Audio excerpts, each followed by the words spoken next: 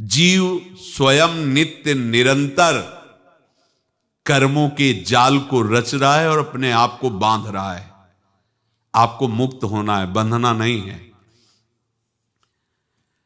जीव का जन्म कर्मों के अनुबंध से होता है, कर्मों के बंधन से होता है, और उसको अपना ऋण चुकाना होता है।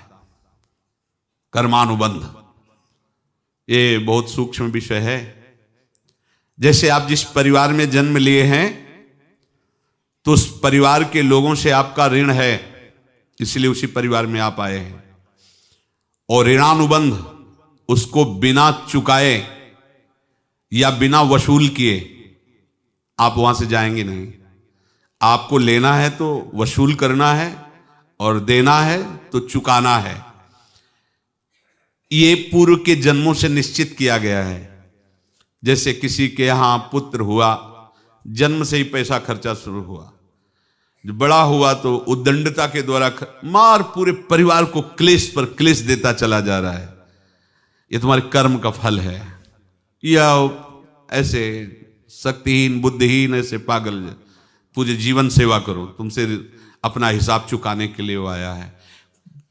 अब परिवार के जो सदस्य जुड़े आके, मतलब पत्नी आते ही पूरी हृदय में आनंद, परिवार में आनंद, और जीवन भर वो आनंद ही सुख देने के लिए उसका जन्म हुआ। वो अपना ऋणानुबंध मुक्त, और आते ही भयंकर क्लेश खड़ा कर दिया, बीच में दीवाल और झगड़ा वैसा, फिर अतरे दिन मारपीट शुरू, कलह अशांति, पूरा जीवन नरक हिसाब करने आए।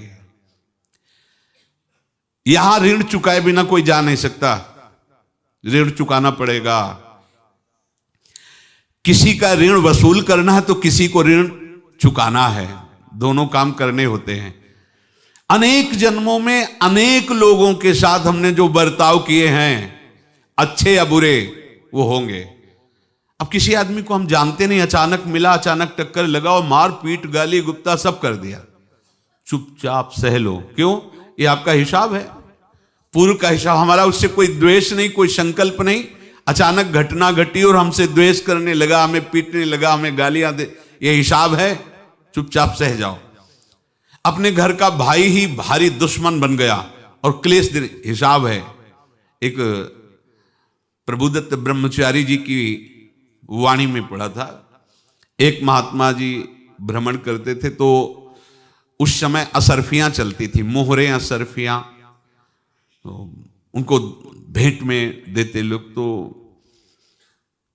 या तो ठाकुर सेवा में लगे तत्काल, या संत सेवा में तत्काल लगे, उसका संग्रह करके डोलना ये ठीक नहीं है। बैरागी के लिए सिद्धांत में ये ठीक नहीं है। तो जब 2, 4, 6, 8 ऐसे मोहरे हुई तो उन्होंने विचार किया कि और भ्रमण करके जब काफी मोहरे हो जाएंगी तो प्रयागराज में जब कुंभ पड़ता है, एक बार पूरे सब अखाड़े के संतों को, अलग अलग संप्रदाय सब संतों को बुलाएंगे और सबको पुआएंगे। अब साधु है तो यही विचार करेगा, और क्या विचार करेगा। तो उन्होंने ऐसे डंडा बनवाया, बेंत, जो ऊपर से चूड़ीदार और भीतर पोला, और मोहरे उसमें डालते गए। और भ्रमण, जहां जहां श्रद्धालु भगत थे सबके यहां जाना और इच्छा रखना कि एक मोहर तो दे दे दक्षिणा में। कामना कोई भी हो वो बांधती ही है, ध्यान रखना। इसीलिए प्रभु जो चाहे वो करे, अपनी चाह नहीं रखनी चाहिए, अपनी